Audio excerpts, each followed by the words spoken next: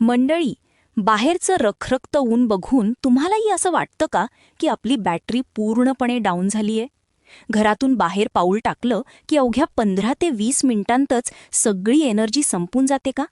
जर तुमचं उत्तर हो असेल आणि तुम्हाला उन्हाळ्यातही सुपर ॲक्टिव्ह राहायचं असेल तर हा व्हिडिओ खास तुमच्यासाठी आहे. उन्हाळ्यात 15 ते 20 मिनिटे बाहेर फिरून आलं की असं वाटतं जणू शरीराची बॅटरी डेड झालीये, संपून गेलीये. काहीच करण्याची इच्छा होत नाही, शरीर पूर्णपणे थकतं, मूडसुद्धा ऑफ होतो. असं वाटतं की बस आता थेट बेडवर जाऊन पडावं, कूलर, पंखा, एसी जे काही आहे ते चालू करावं आणि काहीही करू नये. अनेकांना वाटतं की अरे, हे तर वाढत्या वयामुळे होतंय. पण बऱ्याचदा याचं खरं कारण म्हणजे ही जी प्रचंड उष्णता वाढतीये त्यामुळे शरीरात पाण्याची कमतरता, डिहायड्रेशन निर्माण होते. तुम्ही योग्य तो आहार घेत नाही आहात, जे खायला हवं ते तर तुम्ही खातच नाही आहात. कारण जेव्हा शरीर आतून डिहायड्रेट आणि एक्झॉस्ट, थकलेले होऊ लागतं, तेव्हा त्याचा थेट परिणाम तुमच्या एनर्जीवर, फ्रेशनेसवर आणि तुमच्या संपूर्ण परफॉर्मन्सवर होतो. आणि हे कायम लक्षात ठेवा, उन्हाळ्यात घामावाटे फक्त पाणीच बाहेर जात नाही, तर पाण्यासोबतच काही अत्यंत महत्त्वाचे मिनरल्ससुद्धा बाहेर पडतात. आणि जेव्हा शरीरातून ते मिनरल्स निघून जातात तेव्हा साहजिकच वीकनेस येतो, शरीर खूप डल वाटतं, तुम्हाला लवकर थकवा जाणवतो आणि एनर्जी अगदी शून्यावर आल्यासारखी वाटते. त्यामुळे आजच्या या व्हिडिओमध्ये मी तुम्हाला अशाच काही अत्यंत महत्त्वाच्या गोष्टी आणि सीझनल फळांबद्दल सांगणार आहे. आपल्या शरीरातील जे मिनरल्स कमी होत आहेत त्यांची भरपाई ही फळे नक्कीच करू शकतात. ही फळे खाल्ल्याने तुमची बॉडी डिहायड्रेट होणार नाही, उलट तुम्ही हायड्रेटेड आणि एनर्जेटिक फील कराल. तुम्ही बाहेरच्या ॲक्टिव्हिटीज तर उत्तम करालच, पण आतही बेडवर तुमचा परफॉर्मन्स उत्तम राहील. त्यामुळे व्हिडिओ शेवटपर्यंत नक्की बघा. चला तर मग समजून घेऊया कोणकोणती फळे आणि गोष्टी तुमच्यासाठी फायदेशीर ठरू शकतात. 1. कलिंगड.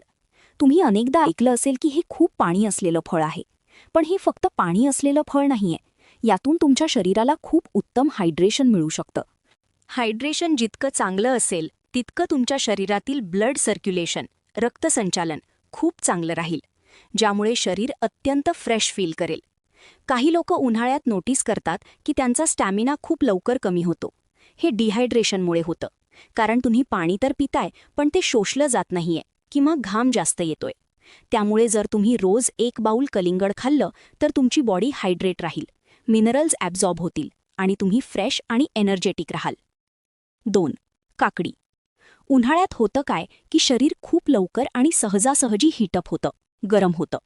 आणि जेव्हा शरीर आतून गरम होतं तेव्हा त्याची परिणिती आळस, लेझीनेस आणि जडपणा, हेवीनेस येण्यात होते. तुम्ही पाहिलं असेल की उन्हाळ्यात तुम्हाला झोपही खूप येते, कारण तुमच्या आत योग्य हायड्रेशन नाहीये, उष्णता वाढलीये आणि फक्त कूलर, एसीमध्ये झोपावंसं वाटतं. पण काकडीमध्ये पाण्याचं प्रमाण खूप उत्तम असतं, जे तुम्हाला फ्रेश फील करून देईल. शरीर फ्रेश राहिल्याने तुमचा आळस आणि जडपणा दूर होऊन तुम्हाला ॲक्टिव्ह वाटेल. 3. नारळ पाणी. ही खूपच भारी गोष्ट आहे. तुम्ही जे हे वेगवेगळे ज्यूसेस किंवा कोल्ड्रिंक्स पिता त्यापेक्षा नारळ पाणी पिणे हा एक उत्तम पर्याय आहे. हे कोणतंही फॅन्सी ड्रिंक नाहीये, पण उन्हाळ्यात बाहेर फिरल्यामुळे किंवा फील्ड वर्क केल्यामुळे जो प्रचंड घाम येतो त्यानंतर नारळ पाणी पिणे खूप फायदेशीर आहे. कारण मगाशी मी सांगितल्याप्रमाणे घामावाटे फक्त पाणी नाही तर सोडियम, पोटॅशियमसारखे इलेक्ट्रोलाइट्स आणि मिनरल्ससुद्धा लॉस्ट होतात. त्यांना पुन्हा शरीरात भरून काढण्यासाठी नारळ पाणी खूप मदत करतं. त्यामुळे शुगरी ड्रिंक्सऐवजी नारळ पाणी प्या, ज्यामुळे तुमची गेलेली एनर्जी पुन्हा बॅलन्स होईल. 4. आंबा. होय, उन्हाळ्याचा राजा. पण याला लिमिटमध्ये खाणं खूप गरजेचं आहे, कारण याची तासीर थोडी गरम असते. हे समर फ्रूट असलं तरी ते तुमच्या सेक्शुअल हेल्थसाठी खूप फायदेशीर आहे, कारण बेडवर परफॉर्म करण्यासाठी हे तुम्हाला उत्तम एनर्जी पुरवतं. पण लक्षात ठेवा, अतिप्रमाणात खायचं नाहीये. उन्हाळ्यात लोक जेवण नीट करत नाहीत, फक्त आईस टी, कोल्ड ड्रिंक्स किंवा स्नॅक्सवर दिवस काढतात, ज्यामुळे शरीराला पोषण मिळत नाही. एनर्जी कमी झाली की साहजिकच स्टॅमिना राहत नाही आणि मग परफॉर्म कसं करणार? त्यामुळे जेवणासोबत मर्यादित प्रमाणात आंब्याचा समावेश करा. तुम्ही बघाल की तुम्हाला किती एनर्जेटिक फील होतंय आणि तुमचा स्टॅमिना कसा वाढतोय. 5. ताक आणि दही. आपल्या महाराष्ट्रीयन आहारात ताकाचं महत्त्व खूप आहे. उन्हाळ्यात दुपारच्या जेवणानंतर 1 ग्लास जिरे घातलेलं ताक पिणे मस्ट आहे. यामुळे पोट थंड राहतं, शरीरातील उष्णता बाहेर पडायला मदत होते आणि आतड्यांचे आरोग्य, गट हेल्थ सुधारते. जेवणानंतर येणारी सुस्ती याने पळून जाते. 6. कोकम सरबत. उन्हाळ्यात उष्णता आणि पित्त कमी करण्यासाठी कोकम सरबत अत्यंत गुणकारी आहे. बाहेरच्या उन्हातून आल्यावर 1 ग्लास कोकम सरबत प्यायल्याने ॲसिडिटीचा त्रास कमी होतो आणि शरीराला नैसर्गिक थंडावा मिळतो. 7. सब्जा बी. सब्जा हे नैसर्गिकरित्या खूप थंड असतं. रात्री पाण्यात भिजत घालून सकाळी किंवा लिंबू पाण्यात सब्जा घालून प्यायल्यास शरीराची भयंकर उष्णता लगेच नियंत्रणात येते आणि दिवसभर फ्रेश वाटतं. 8. मसालेदार आणि तेलकट पदार्थ टाळणे. उन्हाळ्यात शक्यतो हलका आहार घ्या. जास्त तिखट, मसालेदार आणि तेलकट जेवल्याने शरीरातली उष्णता आणखी वाढते, ज्यामुळे चिडचिड होते आणि लवकर थकवा जाणवतो. 9. सुती कपड्यांचा वापर. उन्हाळ्यात घट्ट आणि सिंथेटिक कपडे घातल्याने घाम आतच राहतो. त्यामुळे कॉटनचे आणि थोडे सैल कपडे वापरा, जेणेकरून हवा खेळती राहील, घाम सुकेल आणि तुमची बॉडी फ्रेश राहील. आता एक महत्त्वाची चूक बरीच लोकं करतात. उन्हाळाभर ice tea, ice coffee, cold drinks यावरच अर्धा दिवस काढतात. तुम्हाला इन्स्टंट एनर्जी आल्यासारखी वाटते, पण थोड्याच वेळात शरीर पुन्हा डल आणि जड फील करू लागतं, कारण हे शुगरी ड्रिंक्स आहेत. साखरेची पेये एनर्जी स्पाइक वाढवत करत नाहीत, तर क्रॅश करतात. काही तासांतच एनर्जी शून्यावर येते.